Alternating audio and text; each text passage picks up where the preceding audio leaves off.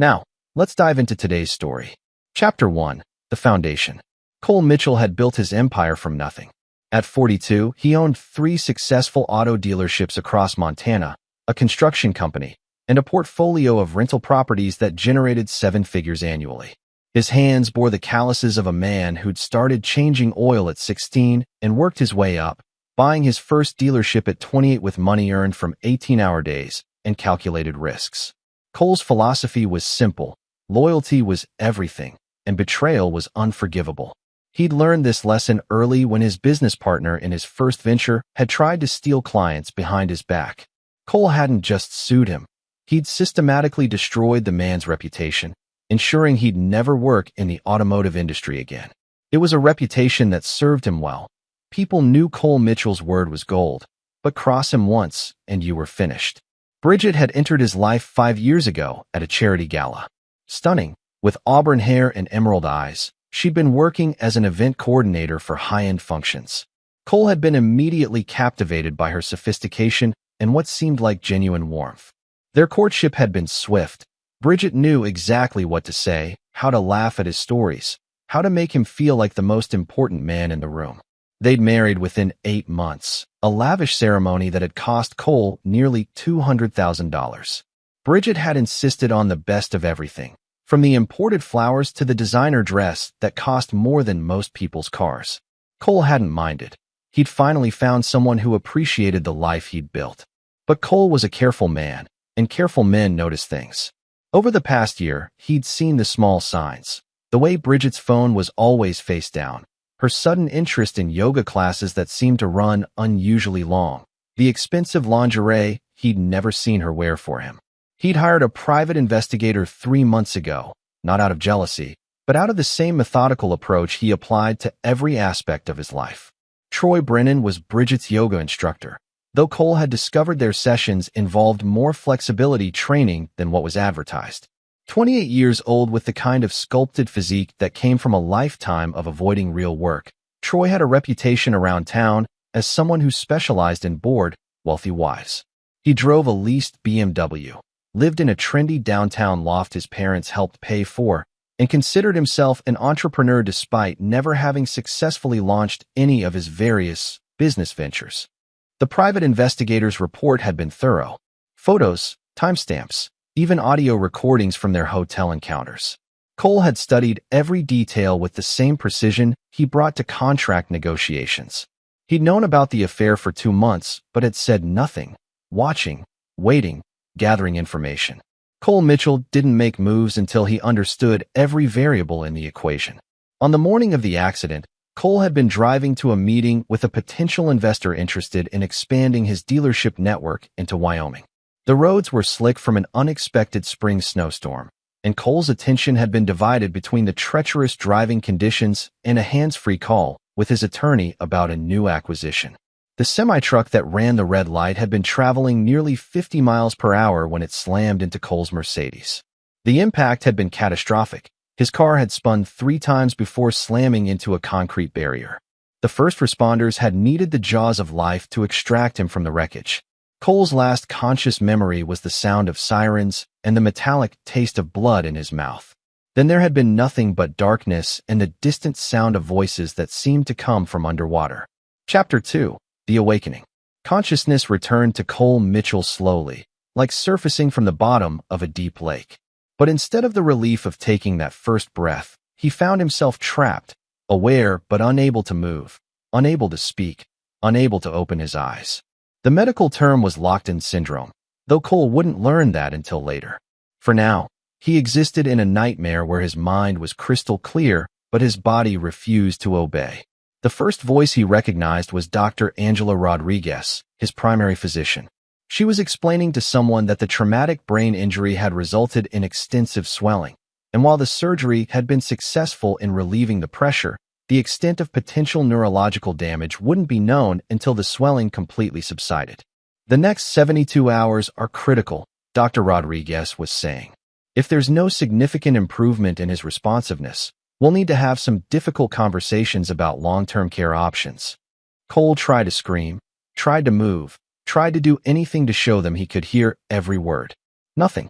His body remained as still as stone while his mind raged against the prison of his own flesh.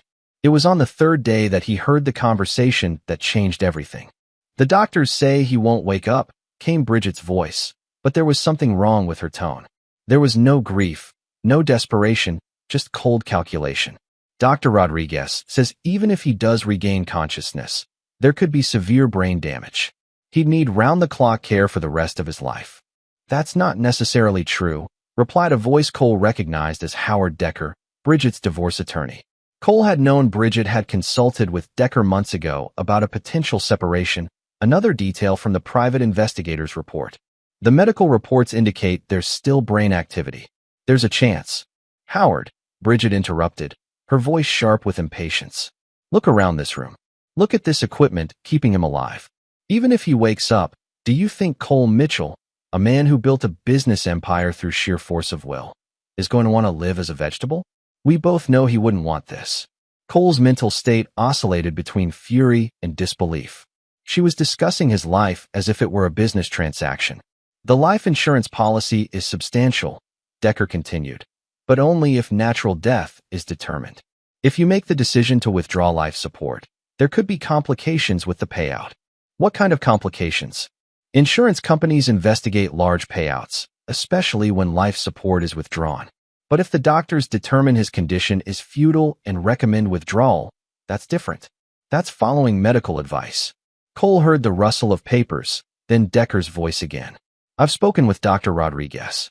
She's willing to reevaluate his prognosis if the family requests it. If she determines his condition is irreversible." "How long?" Bridget asked. "She could make that determination as early as tomorrow. The insurance policy is worth $4.2 million, plus the business assets, the properties, the investment portfolio. You'd be looking at somewhere north of $15 million total." There was a long pause. Cole strained with every fiber of his being to make some sign, any sign, that he could hear them. "And my situation with Troy?" Bridget's voice had dropped to barely above a whisper. "Once you're widowed, there's no adultery to worry about.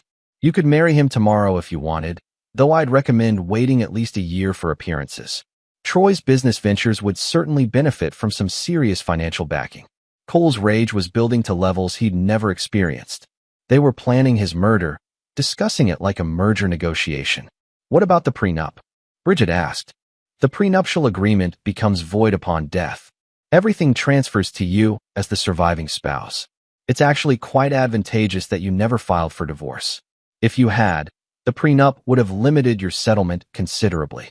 Cole heard footsteps approaching his bed, then felt the presence of someone standing close to him. "He looks so peaceful," Bridget said, and for a moment, Cole thought he heard a trace of genuine emotion in her voice. "I did love him once, you know." "I know," Decker replied. "But love doesn't pay the bills or secure your future. You're 34 years old, Bridget. You have a whole life ahead of you." "You're right." Bridget's voice was firm now, decision made. "Talk to Dr. Rodriguez. Tell her we want her honest assessment of his condition. If she thinks there's no hope for meaningful recovery." "I'll speak with her this afternoon," Decker assured her. Cole heard them gathering their things, preparing to leave. This was it. They were walking away to arrange his execution. But then something extraordinary happened. As Bridget leaned over to kiss his forehead, a gesture so hypocritical it made his rage spike to new heights, Cole felt something he hadn't felt since the accident. A tiny spark of sensation, like electricity jumping between two wires. His index finger, barely perceptibly, twitched. Neither Bridget nor Decker noticed. They were too busy discussing lunch plans as they headed for the door. But someone else saw it. Nurse Patricia Whitmore had been working in the ICU for 15 years. She'd seen enough patients in Cole's condition to know the difference between involuntary muscle spasms and purposeful movement. She'd been checking his fore when she'd seen his finger move, not the random jerking of damaged nerves, but a deliberate, controlled motion. She approached Cole's bedside and spoke quietly. "Mr. Mitchell, if you can hear me, try to move your finger again." Cole focused every ounce of his will on that one finger. "Move," he commanded it. "Move." The finger twitched again, more pronounced this time. Patricia's eyes widened. She grabbed Cole's hand gently. "Once for yes, twice for no. Can you hear me?" One twitch. "Are you in pain?" Two twitches. "Do you understand what's happening to you?" One twitch. Patricia squeezed his hand gently. I'm going to get Dr. Rodriguez right away. Don't worry, Mr. Mitchell. We're going to take very good care of you. As her footsteps faded down the hallway, Cole Mitchell began to plan his resurrection. Chapter 3. The Revelation. Dr. Rodriguez's re-examination was thorough and methodical. Cole had worked to strengthen his responses over the past day, managing to move not just his finger, but also showing pupil reactivity and slight facial muscle movement. By the time Bridget and Decker returned the following afternoon, expecting to discuss end-of-life decisions, Cole had progressed to being able to squeeze the doctor's hand and even flutter his eyelids on command. I have to say, this is quite remarkable, Dr. Rodriguez was explaining to a stunned Bridget. Yesterday, I was prepared to discuss palliative care options, but Mr. Mitchell is showing significant neurological improvement. The swelling has reduced considerably, and his cognitive responses are much stronger than we initially assessed. Cole watched through barely opened eyelids as Bridget's face cycled through surprise, disappointment, and finally a carefully constructed mask of relief. That's wonderful news, Bridget managed, though her voice lacked any genuine enthusiasm. When do you think he'll be fully conscious? It's hard to say exactly, but if this rate of improvement continues, I'd expect him to regain full consciousness within the next few days. There may still be some motor function issues to work through, but his cognitive function appears to be intact. Decker cleared his throat. Doctor, what about long-term prognosis? Will there be permanent disability? Again, it's too early to say definitively, but the signs are encouraging. Mr. Mitchell appears to be one of the fortunate few who makes a remarkable recovery from this type of injury. Cole noted the look that passed between Bridget and Decker, a silent communication that spoke volumes about their disappointment. Over the next 5 days, Cole carefully orchestrated his recovery. He knew he needed to appear genuinely incapacitated at first to avoid suspicion, but he also needed to improve enough to convince the medical staff he was out of immediate danger. He began responding to verbal commands, opening his eyes for longer periods, and even managing to whisper a few words. The private investigator, Danny Reeves, visited on the 4th day, ostensibly as a concerned friend, but actually to receive instructions. Cole had hired Danny through his attorney 2 years ago for various business intelligence needs, and their relationship had evolved into something resembling friendship built on mutual respect and discretion. Bridget doesn't know about our working relationship, Cole whispered to Danny during a moment when they were alone. I need you to continue surveillance. I want to know every move she makes, every conversation she has. What do you want me to do about the divorce attorney? Danny asked quietly. Nothing yet. Let them think they're safe. I want to see how deep this goes. Danny nodded and squeezed Cole's shoulder. You need anything else, boss? My personal files. The ones in the safe at the house. Use the combination I gave you last year. Bring everything to my attorney's office. Consider it done. On the morning Cole was scheduled to be discharged, he received an unexpected visitor. Troy Brennan stood nervously in the doorway, clearly uncomfortable but trying to project concern. Hey, Cole, Troy said, his voice artificially bright. I heard you were awake. That's incredible, man. Everyone was so worried. Cole studied the younger man with cold calculation. Troy was wearing expensive clothes, a designer polo shirt and jeans that probably cost more than most people's monthly rent. He looked exactly like what he was, a pretty boy who'd never worked a real day in his life. Troy, Cole said, his voice still weak from the intubation, but carrying an undertone that made Troy shift uncomfortably. That's thoughtful of you to visit. Yeah, well, Bridget's been so worried. We all have been. The whole community's been talking about your accident. I'm sure they have. Cole let silence stretch between them, watching Troy fidget. So, when do you think you'll be back on your feet? Back to work and everything? Soon, Cole replied simply. Very soon. Troy nodded awkwardly and made his excuses to leave. Cole watched him go, mentally adding another name to his list. The divorce hearing was scheduled for the following Tuesday. Cole had known about it for weeks, another detail from Danny's surveillance. Bridget had filed the papers while he was unconscious, clearly hedging her bets in case he survived. Her attorney had requested an expedited hearing, claiming irreconcilable differences and citing Cole's uncertain medical condition as grounds for immediate dissolution. Cole's own attorney, Margaret Foster, was a sharp woman in her 50s who'd helped Cole navigate complex business deals for over a decade. She'd also been secretly building Cole's case while he was in the hospital. The timing of the divorce filing is going to look suspicious, Margaret had warned him during one of their private consultations. Filing while you were unconscious doesn't show Bridget in a favorable light. That's the point, Cole had replied. I want the judge to see exactly who she is. On Tuesday morning, Cole walked into the courthouse under his own power. He was still weak, still moving carefully, but he was unmistakably alert and coherent. The shock on Bridget's face when she saw him was priceless, but it was Howard Decker's reaction that Cole found most satisfying. The attorney went pale, his confidence evaporating as he realized his client had just walked into a disaster. Cole had prepared carefully for this moment. In his briefcase was a folder containing audio recordings, photographs, financial records, and a detailed timeline of Bridget's activities while he'd been fighting for his life. But the most damning evidence was a recording Danny had made of Bridget and Decker's conversation in the hospital room, discussing Cole's futile condition and their plans for his life insurance money.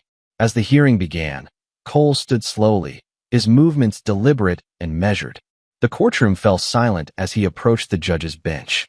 Your Honor, Cole said, his voice steady despite his recent ordeal. Before these proceedings continue, I believe the court should be aware of some additional evidence that has come to light regarding the circumstances of this divorce filing. He handed the folder to the bailiff, who passed it to Judge Patricia Hawkins. As she opened it and began reviewing the contents, Cole watched Decker's face transform from confusion to horror as he realized what was happening. The audio recording was the final blow. As Bridget's voice filled the courtroom discussing the withdrawal of Cole's life support and her excitement about inheriting his wealth, several people in the gallery gasped audibly. Bridget herself had gone completely white, her hands trembling as she gripped the table in front of her. When the recording ended, Judge Hawkins looked up with barely contained disgust. Mr. Decker, she said coldly, I believe you have some explaining to do. Howard Decker did the only thing he could do. He stood up, gathered his papers, and walked out of the courtroom without saying another word, effectively abandoning his client in the middle of a hearing. As the courtroom erupted in murmurs and shocked whispers, Cole Mitchell allowed himself the smallest of smiles. The game was just beginning. Chapter 4. The Architect of Destruction. 3 weeks after the divorce hearing, Cole Mitchell sat in his home office, a converted library with floor-to-ceiling windows overlooking the Missouri River. The house felt different now, cleaner, somehow, without Bridget's presence contaminating it. The divorce had been finalized with unprecedented speed, Judge Hawkins ensuring that Bridget received exactly what the prenuptial agreement specified: $50,000 and her personal belongings. Cole's recovery had been remarkable, though he still experienced occasional headaches and fatigue. His doctors called it miraculous. Cole knew it was simply the product of his refusal to accept anything less than complete restoration of his faculties. He had work to do. The folder on his desk contained detailed profiles that Danny Reeves had compiled over the past month. Troy Brennan's financial situation was even more precarious than Cole had initially realized.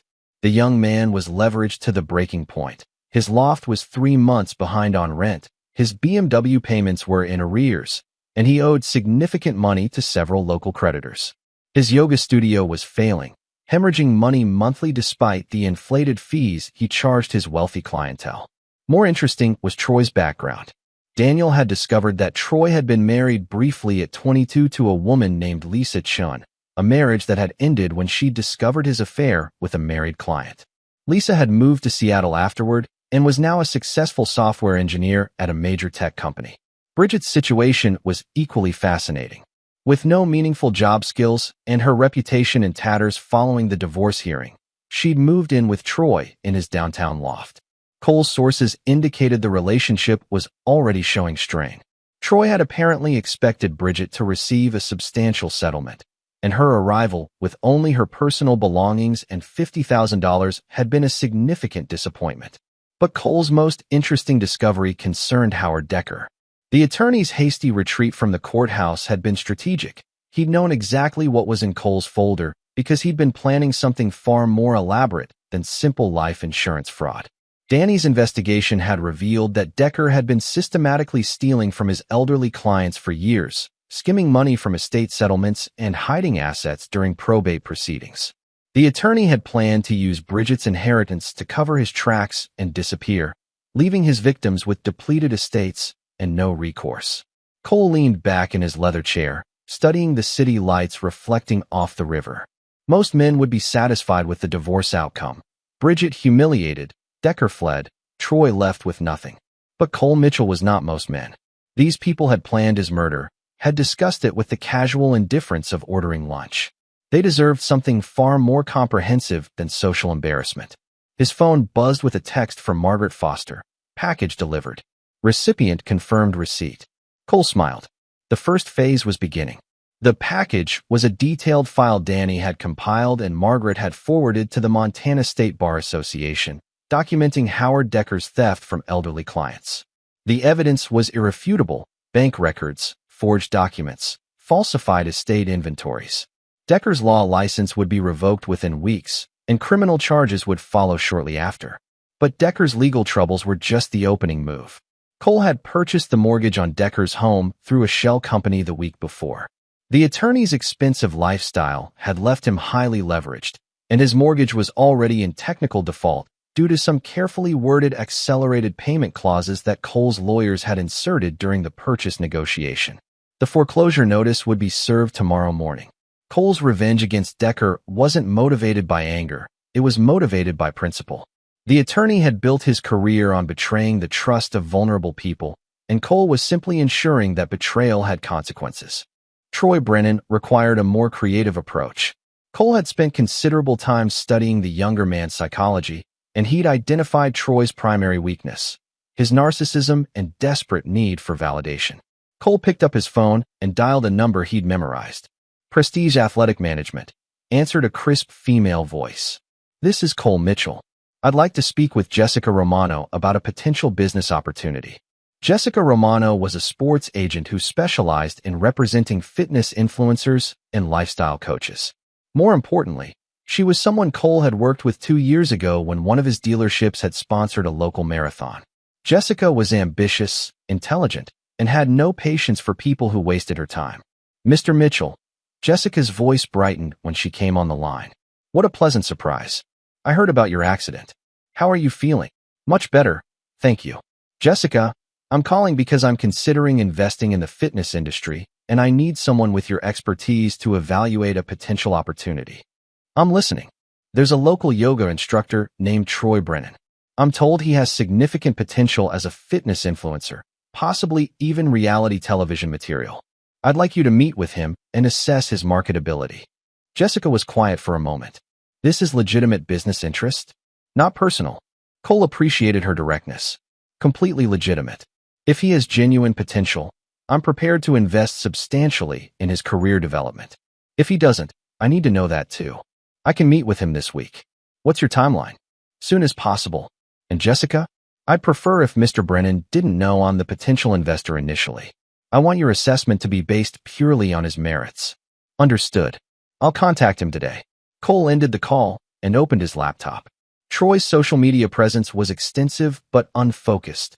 Thousands of followers but poor engagement, sporadic posting, and no clear brand identity. It was exactly what Cole had expected from someone who viewed social media as easy money rather than actual work. The plan for Troy was elegant in its simplicity. Jessica would dangle the possibility of major career advancement, national sponsorships, television opportunities, a pathway to genuine success. Troy would inevitably oversell himself, make promises he couldn't keep, and expose his fundamental lack of substance. But that was just the beginning. Cole had also arranged for several of Troy's creditors to receive anonymous tips about his improved circumstances. The yoga instructor would soon find himself dealing with aggressive collection efforts and legal demands just as he was trying to impress a major talent agent.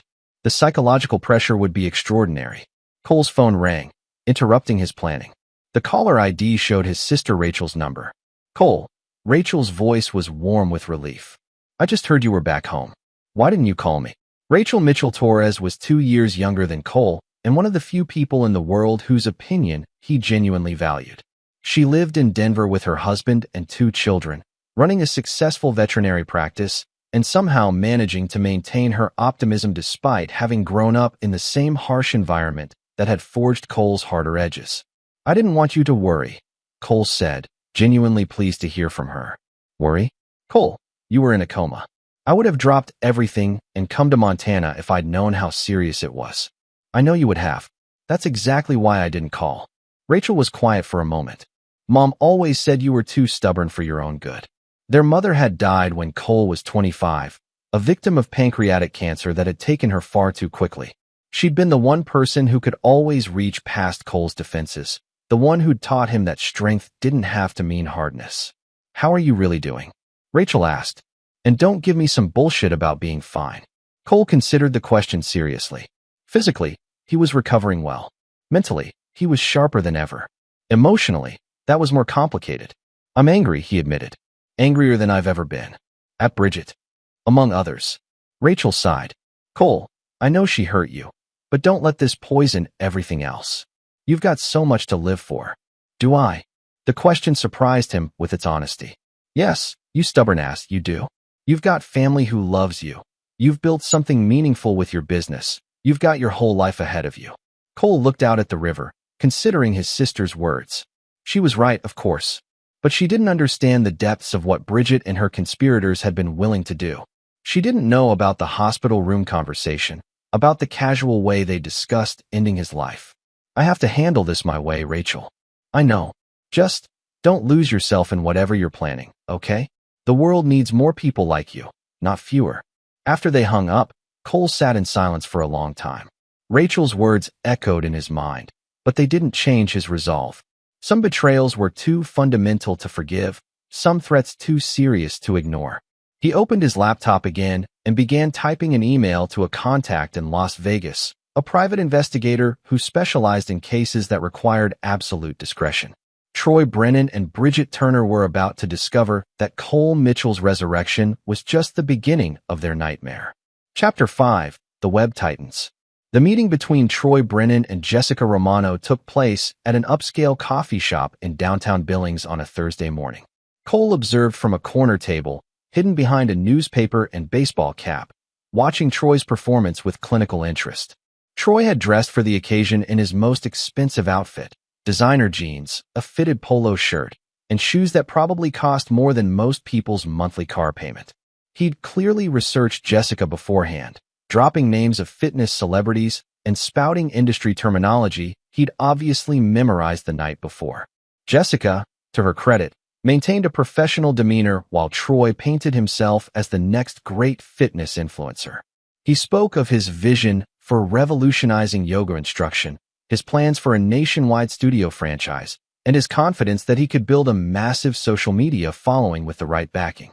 I've already got preliminary discussions going with several major brands, Troy lied smoothly. Nike's been expressing interest in a partnership, and I've got a meeting scheduled with a Netflix producer about a possible documentary series. Cole almost smiled. Troy's desperation was so obvious that even an amateur could have spotted it. The young man was promising the moon because he needed this opportunity to work out, needed it more than air. Jessica asked pointed questions about Troy's business plan, his current financial situation, and his experience with brand partnerships. Troy's answers became increasingly vague and overly ambitious. When she asked for references from previous business associates, he provided names that Cole knew didn't exist. After an hour of listening to Troy's fabrications, Jessica wrapped up the meeting with practiced professionalism. I'll need some time to review everything we've discussed, she told him. I'll be in touch within the week. As soon as Troy left, Jessica approached Cole's table. Well? Cole asked. Jessica shook her head. He's a disaster waiting to happen. No real business acumen, massively overestimating his marketability, and I'm pretty sure half of what he told me was complete fiction. But he's desperate enough to agree to almost anything. If you wanted to set someone up for failure, he'd be perfect. He'd sign any contract, make any promise, take any risk if he thought it might lead to success.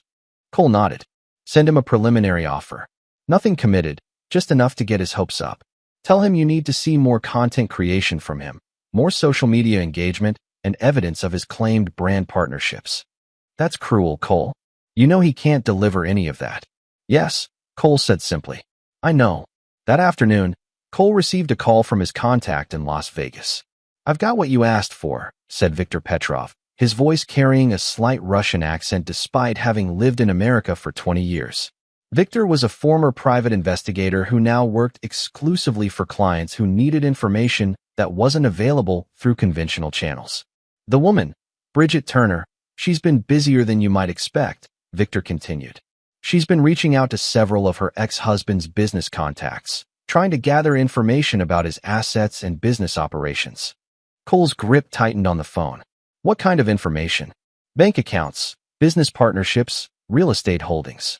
She's been telling people she's concerned about estate planning issues, claiming you've been experiencing memory problems since the accident. The audacity was breathtaking. Bridget was still trying to find a way to access his wealth, even after the divorce. There's more, Victor said. She's been in contact with a man named Carl Morrison. He runs a small investment firm here in Vegas, specializes in high-risk ventures for wealthy clients. From what I can determine, she's been discussing some kind of business proposition with him. Cole made notes as Victor spoke. Carl Morrison was a name that would require investigation. And the yoga instructor, Troy Brennan? Interesting story there. He's been gambling online, poker mostly. Lost about $15,000 in the past month, money he clearly didn't have. His credit cards are maxed out, and he's been borrowing money from friends with promises of big payoffs coming soon. Cole felt a cold satisfaction.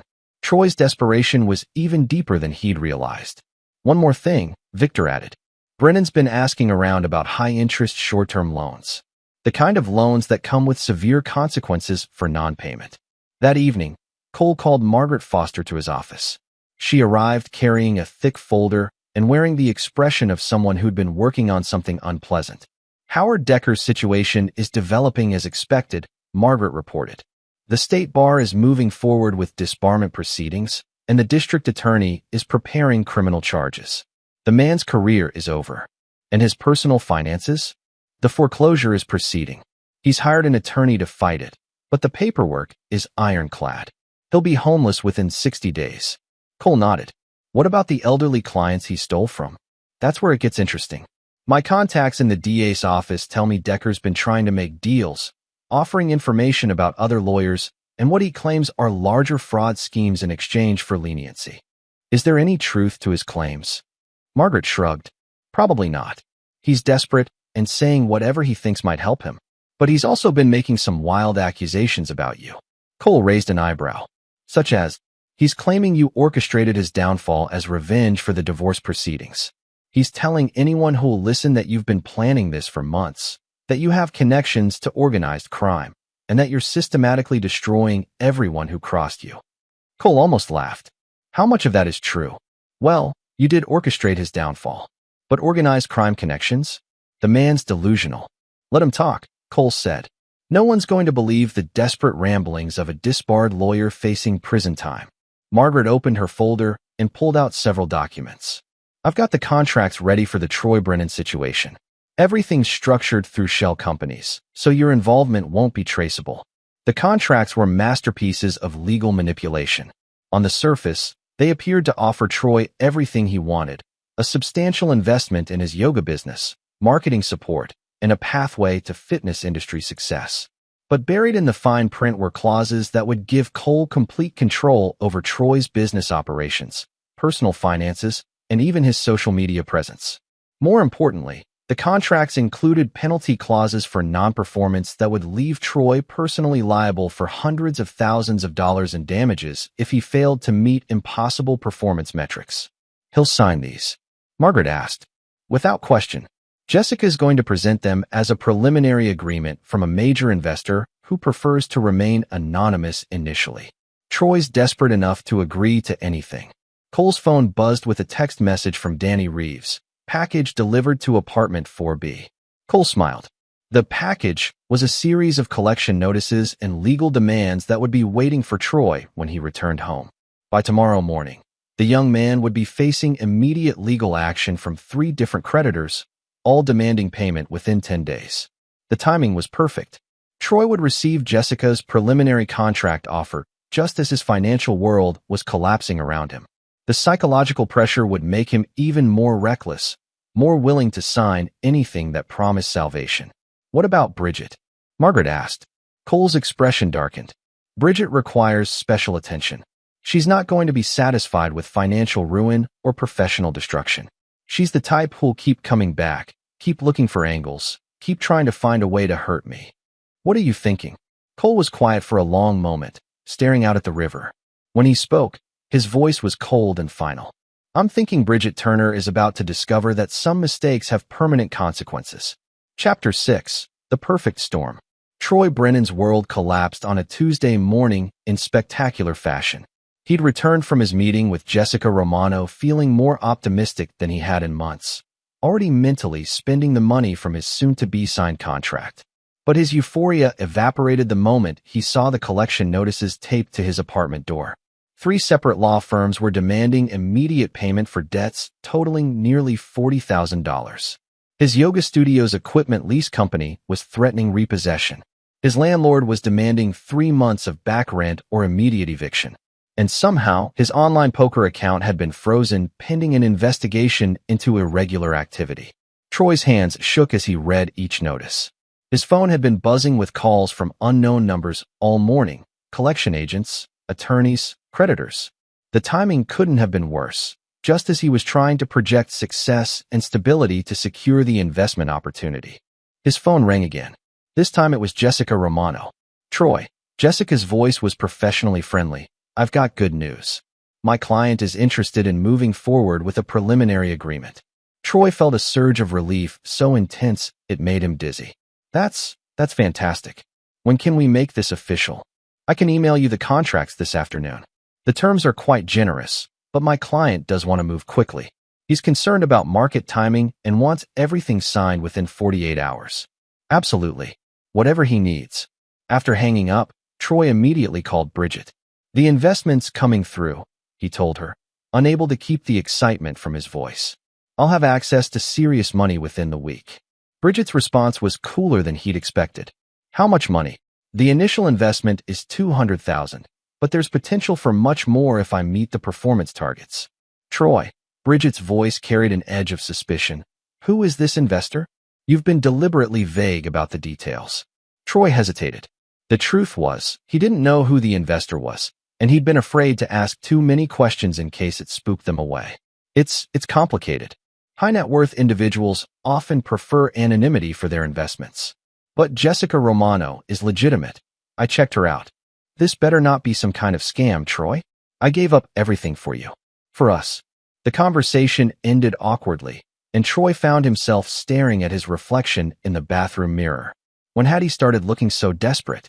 When had the confidence he'd once worn so easily become this brittle facade? His laptop chimed with an incoming email from Jessica. The contract was 30 pages of dense legal language, but Troy's eyes went straight to the numbers.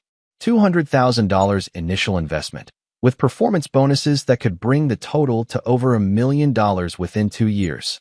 He scrolled through the document quickly, his excitement building with each page. There were requirements, social media benchmarks, revenue targets, exclusive partnership agreements, but nothing that seemed unreasonable for someone with his potential. Troy signed the contracts that evening without consulting an attorney, electronically submitting them at 11:47 p.m. along with bank account information and personal financial documentation. He went to sleep that night believing his problems were solved. Meanwhile, across town, Cole Mitchell was reviewing very different contracts in his home office. Victor Petrov had delivered exactly what Cole had requested: detailed financial records, personal information, and a comprehensive dossier on Carl Morrison, the Las Vegas investment advisor who'd been courting Bridget. Morrison's operation was exactly what Cole had suspected: a sophisticated scam targeting recently divorced women with substantial settlement money. Morrison would offer exclusive investment opportunities with guaranteed returns, collect substantial upfront fees and deposits, then disappear with the money while his victims were left with worthless paperwork and no recourse. The scheme was clever because it targeted women who were emotionally vulnerable and unfamiliar with financial complexities. Most never reported the fraud out of embarrassment, and those who did found that Morrison had structured his operations across multiple states and jurisdictions, making prosecution nearly impossible. Bridget had been corresponding with Morrison for 3 weeks, discussing investment opportunities that could triple her divorce settlement within 6 months.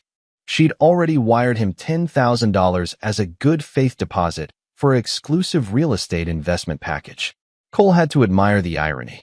Bridget, who'd planned to steal his wealth through life insurance fraud, was now being systematically robbed by someone running an almost identical scam. But Cole wasn't content to simply watch Bridget lose money to Morrison's scheme. He had something far more comprehensive in mind. His phone rang at midnight. The caller ID showed Victor's number. Morrison took the bait. Victor reported without preamble. He's agreed to meet with your representative in Las Vegas next week to discuss the larger investment opportunity. Cole smiled. The larger investment opportunity was a fabrication designed to draw Morrison into a trap.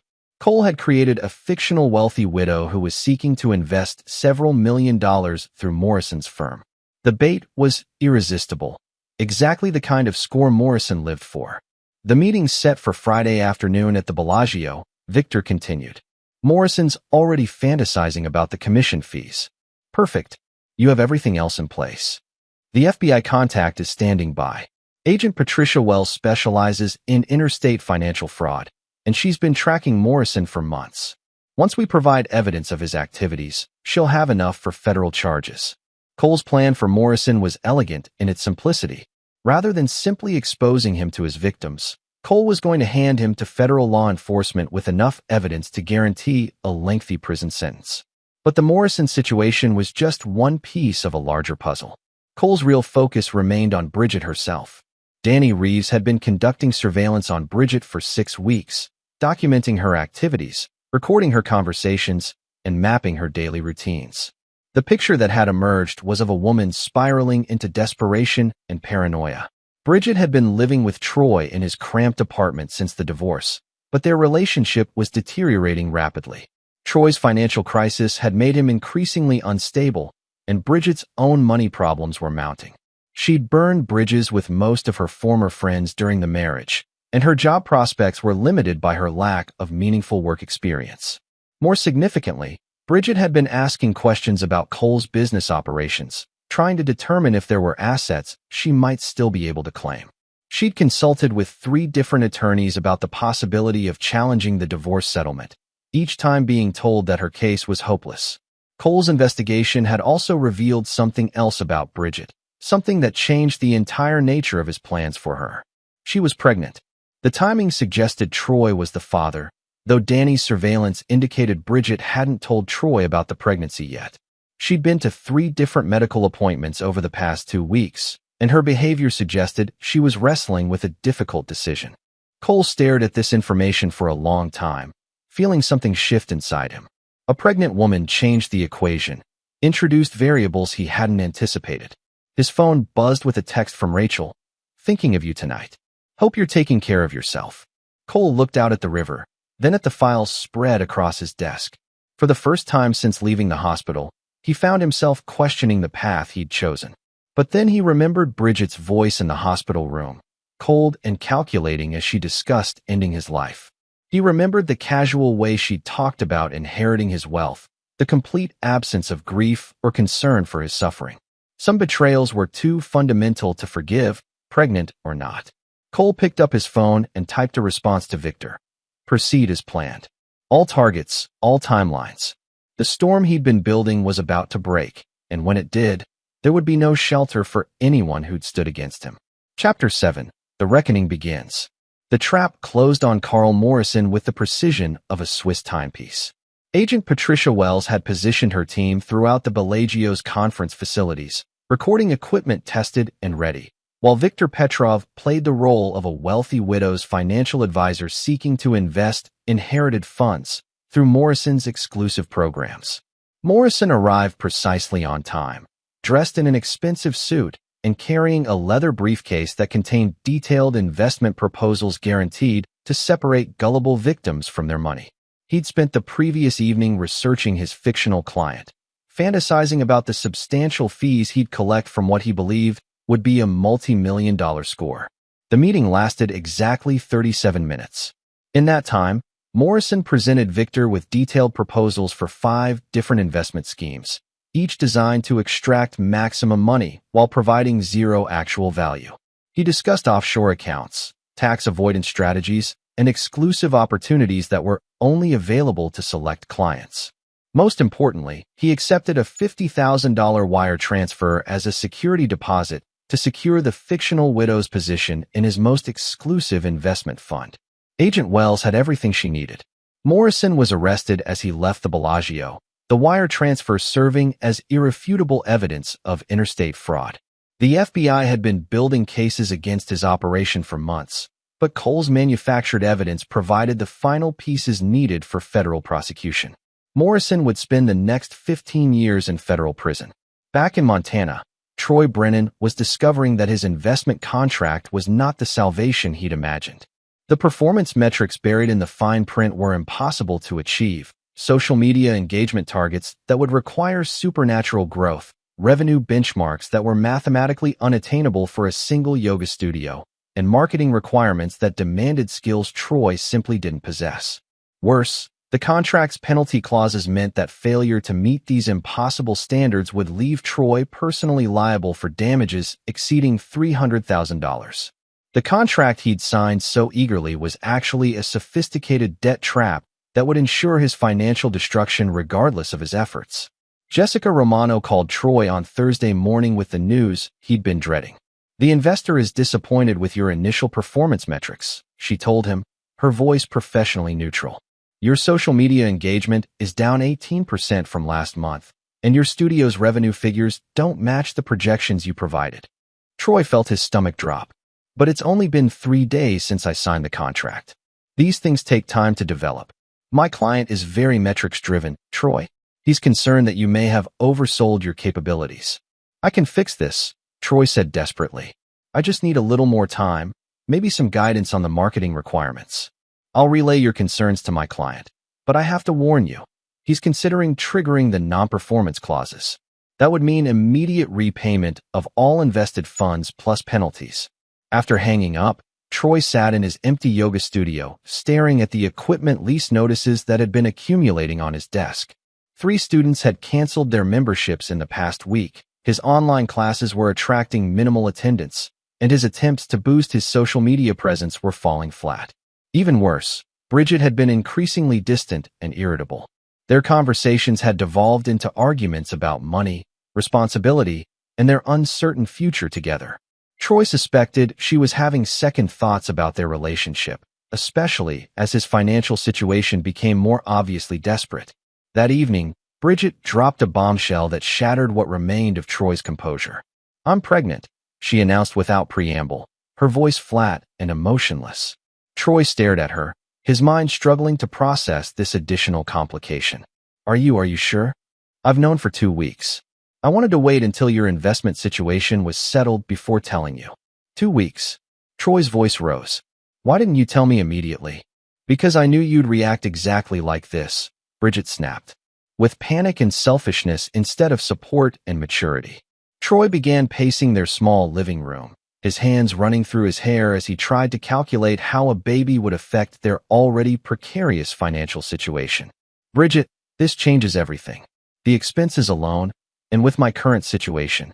Your current situation is that you signed a contract you clearly didn't understand with an investor you know nothing about.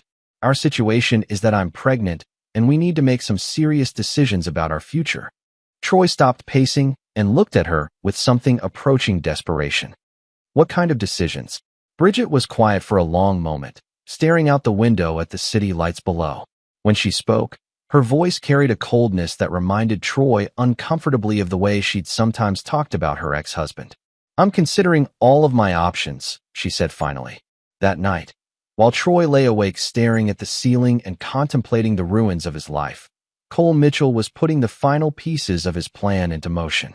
He'd received confirmation that Morrison's arrest had been successful, which meant Bridget's investment with the Las Vegas scammer was now frozen as evidence in a federal case. More importantly, Cole had received the surveillance report detailing Bridget's pregnancy announcement to Troy. Danny Reeves had installed sophisticated listening devices in Troy's apartment weeks earlier, providing Cole with real-time intelligence about his target's emotional states and decision-making processes. Cole's response to Bridget's pregnancy had surprised even him. Where he'd expected to feel satisfaction at this additional complication in her life, He instead felt something more complex.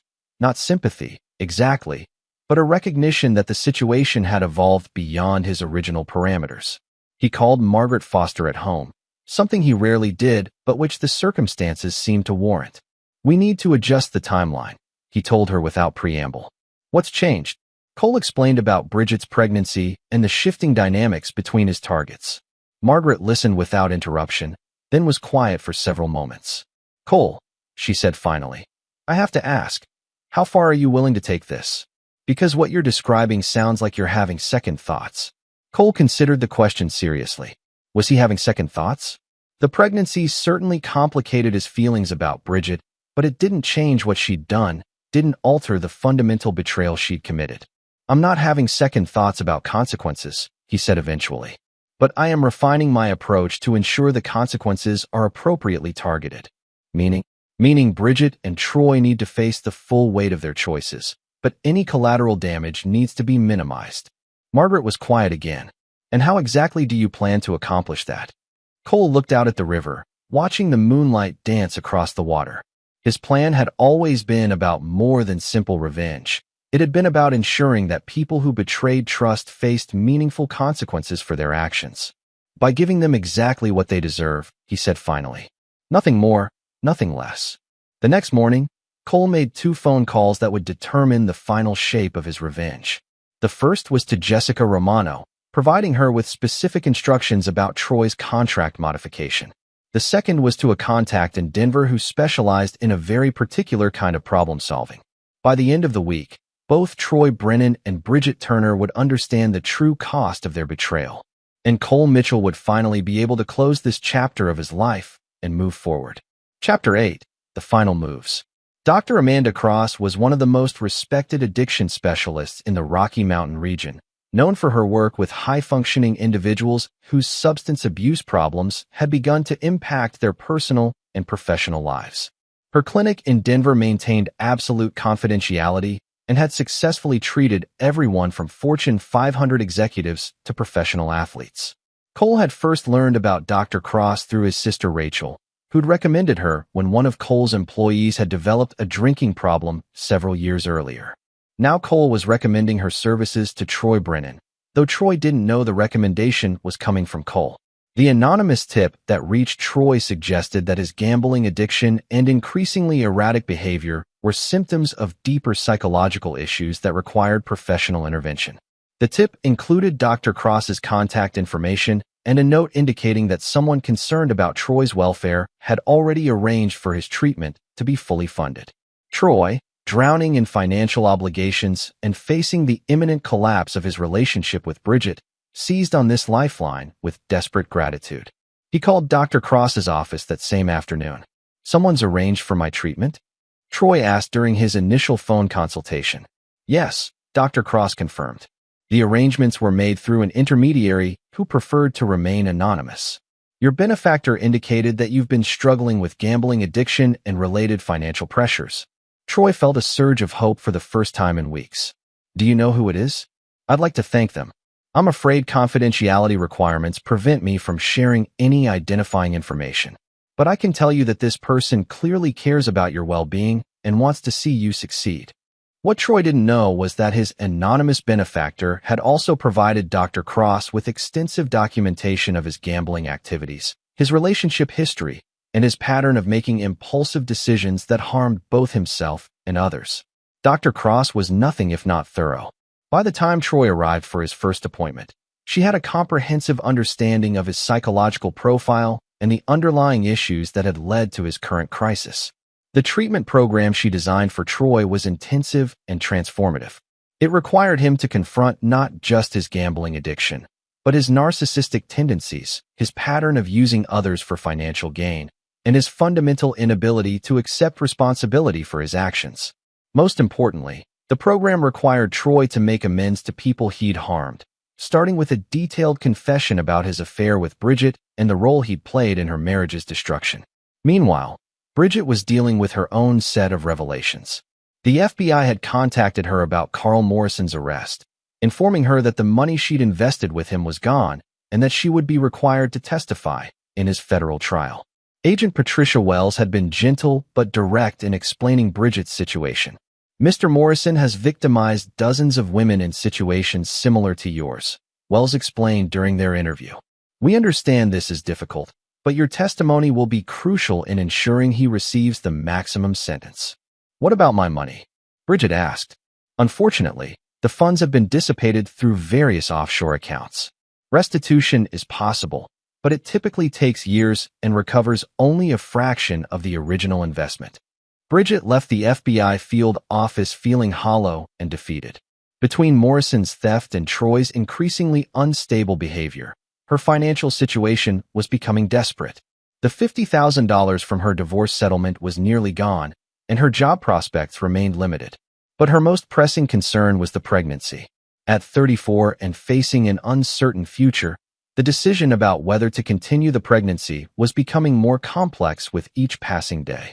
She'd scheduled an appointment with a counselor recommended by her doctor, someone who specialized in helping women navigate difficult pregnancy decisions. What Bridget didn't know was that the counselor, Dr. Sarah Williams, had received detailed background information about Bridget's recent history, including her role in the plan to withdraw Cole's life support.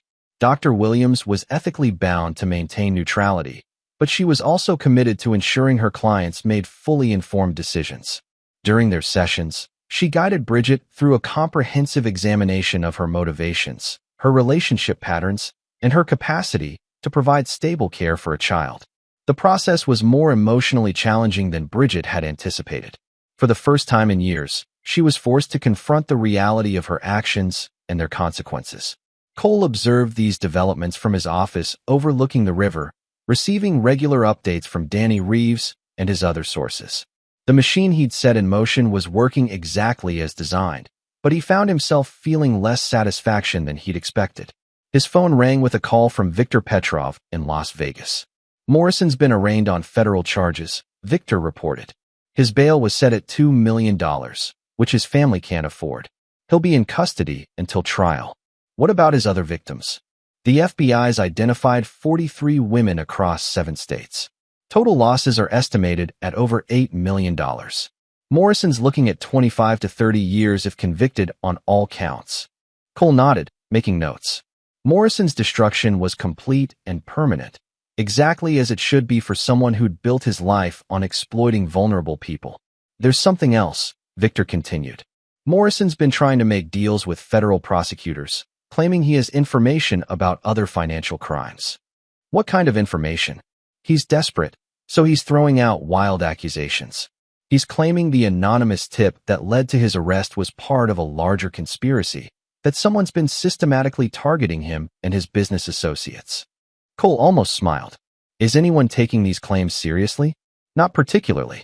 Morrison's credibility is non-existent, and he can't provide any evidence to support his theories. The prosecutors see it as the desperate ramblings of a man facing serious prison time.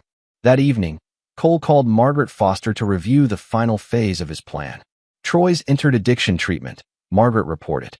Dr. Cross indicates he's making significant progress in understanding his psychological patterns, but the process of making amends is going to be emotionally devastating for him. And Bridget, still working with the pregnancy counselor. Dr. Williams says she's beginning to confront some difficult truths about her behavior and motivations. Cole was quiet for a moment. Margaret, do you think I've gone too far? Margaret considered the question carefully. You've ensured that people who committed serious wrongs face serious consequences. Morrison was destroying lives and would have continued if you hadn't stopped him. Troy was a parasite who used women for financial gain. Bridget, she paused. Bridget planned your murder, Margaret finished. She stood in your hospital room and discussed ending your life like she was choosing what to have for lunch. Whatever she's going through now, it's nothing compared to what she was willing to do to you. Cole knew Margaret was right, but something had shifted in his perspective over the past few weeks.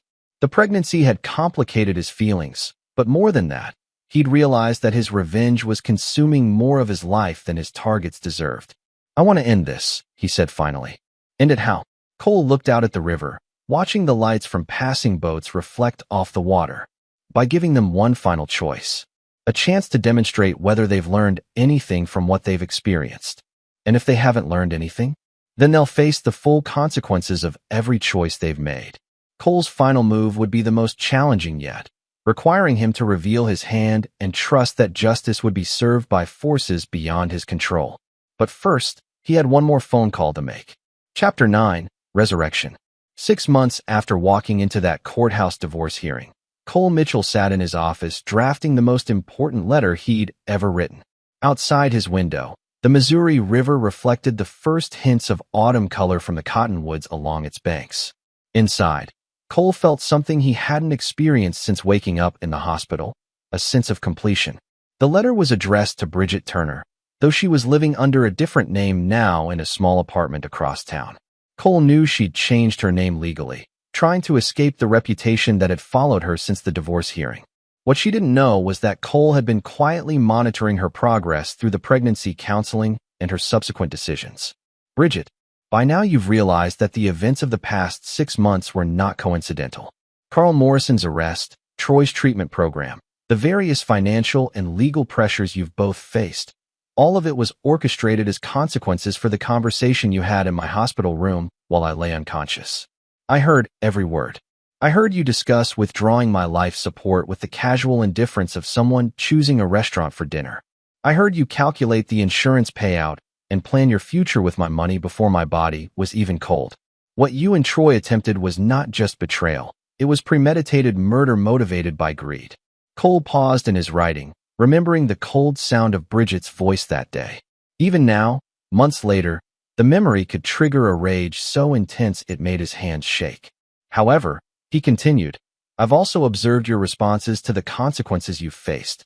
You've engaged seriously with counseling, you've made difficult decisions about your pregnancy with apparent thoughtfulness, and you've begun to rebuild your life through legitimate work rather than schemes and manipulation. This was true. Danny's surveillance had shown Bridget working 2 part-time jobs, living within her means, and attending regular therapy sessions. She decided to continue her pregnancy and was preparing for single motherhood with what appeared to be genuine commitment. Troy's journey through addiction treatment has been more transformative than I anticipated. Dr. Cross reports that he's confronted his psychological patterns honestly and has made genuine efforts to change his behavior. His amends process has been thorough and sincere. Troy had indeed surprised everyone with his progress. The confession he'd written about his affair with Bridget was detailed and showed genuine remorse. He'd also reached out to other women he'd financially exploited over the years, offering what restitution he could manage and acknowledging the harm he'd caused. This letter serves as my final action in this matter. I'm providing you both with a choice. Option 1. Continue on your current paths. Accept that your past actions have consequences. Continue your therapy and personal growth, and build legitimate lives based on honest work and authentic relationships. If you choose this path, you'll never hear from me again. Option 2. Return to the patterns of behavior that led to this situation. Attempt new schemes, manipulate other people, or try to seek revenge against me for the consequences you've faced. If you choose this path, I want you to understand that what you've experienced over the past 6 months is nothing compared to what I'm capable of when someone threatens me or mine. Cole set down his pen and walked to the window. The letter felt both like an ending and a beginning. He'd proven to himself that he could dismantle anyone who crossed him, but he'd also discovered that revenge, no matter how precisely executed, couldn't undo betrayal or restore broken trust. His phone rang, interrupting his thoughts. The caller ID showed Rachel's number. Hey, big brother. Rachel's voice was warm with affection. I just wanted to check in. How are you really doing? Cole considered the question seriously. Physically, he'd made a complete recovery from the accident. Financially, his businesses were thriving. Personally, he felt different, changed in ways that went beyond the physical trauma. I'm better, he said finally. Different, but better. Different how? I've learned some things about myself. Some good, some less good. Rachel was quiet for a moment. Cole, I know you've been dealing with more than just the accident and divorce. I can hear it in your voice. Cole wasn't surprised that Rachel had sensed the deeper currents in his life. She'd always been perceptive about people's emotional states. I discovered that people I trusted were willing to do terrible things for money, he said carefully. I had to decide how to respond to that. And what did you decide? Cole looked at the letter on his desk, then at the river flowing past his window. I decided that justice matters, but so does mercy, and that the best revenge is sometimes just living well while your enemies destroy themselves. The final phase of Cole's plan had been the most complex. Rather than simply crushing Troy and Bridget completely, he'd created circumstances that forced them to confront their own choices and their consequences. The addiction treatment, the pregnancy counseling, the financial pressures, all of it was designed to give them opportunities to change or to reveal their true natures definitively. Troy had surprised him by choosing genuine change. The young man was still struggling financially and would be for years, but he'd enrolled in a community college business program and was working to build a legitimate career. More importantly, he'd severed all contact with married women and was focusing on developing actual skills rather than relying on his looks and charm. Bridget's path had been more complicated. The pregnancy had forced her to consider someone other than herself for the first time in years. Her therapy sessions had been difficult but productive, and she was slowly building the foundation for a stable life. But Cole knew that people could change their behavior without changing their fundamental nature. The letter was his way of drawing a clear line. Continue on the path of genuine change, or face destruction so complete it would serve as a warning to anyone else who might consider betraying him. He returned to his desk and finished the letter. I'm enclosing a cashier's check for $50,000. Consider it a baby gift or seed money for a legitimate business, or simply a gesture of goodwill towards someone trying to build a better life. What you do with it will tell me everything I need to know about who you've become.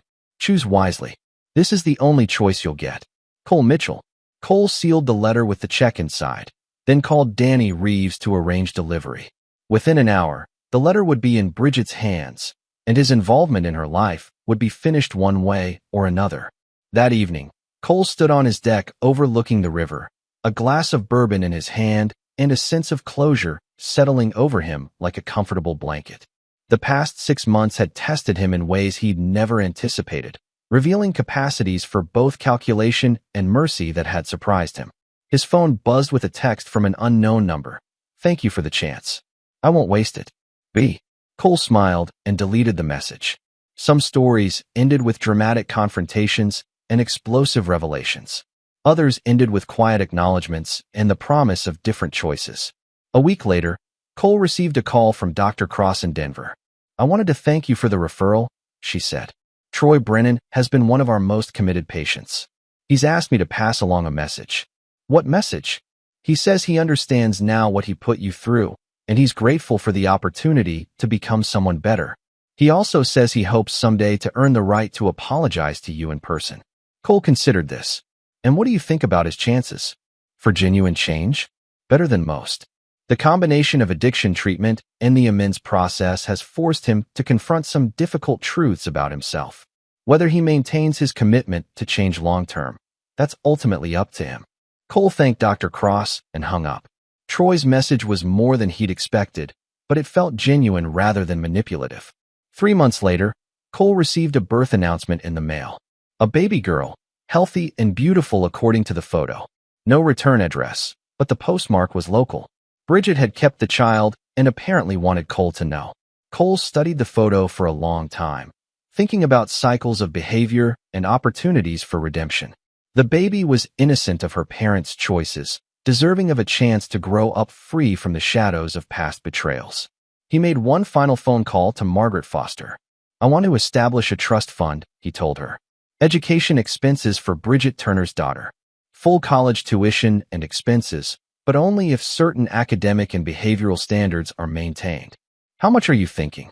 Whatever it takes. The child shouldn't pay for her parents' mistakes. Margaret was quiet for a moment. You know this means you'll have ongoing involvement in their lives, even if it's indirect. Cole looked out at the river, watching the current carry leaves and debris downstream toward the ocean. Some things were swept away by time and distance. Others remained, transformed but recognizable. Sometimes the best revenge is ensuring that the next generation has better choices, he said finally. As Cole Mitchell hung up the phone and turned back to the business of building his life, he reflected on a truth he'd learned through months of careful planning and precise execution. Real power wasn't the ability to destroy your enemies, but the wisdom to know when destruction served justice and when mercy served a higher purpose. The finger that had twitched in a hospital room had saved more than just his life. It had revealed the difference between revenge and justice, between punishment and redemption. And in the end, that distinction had made all the difference.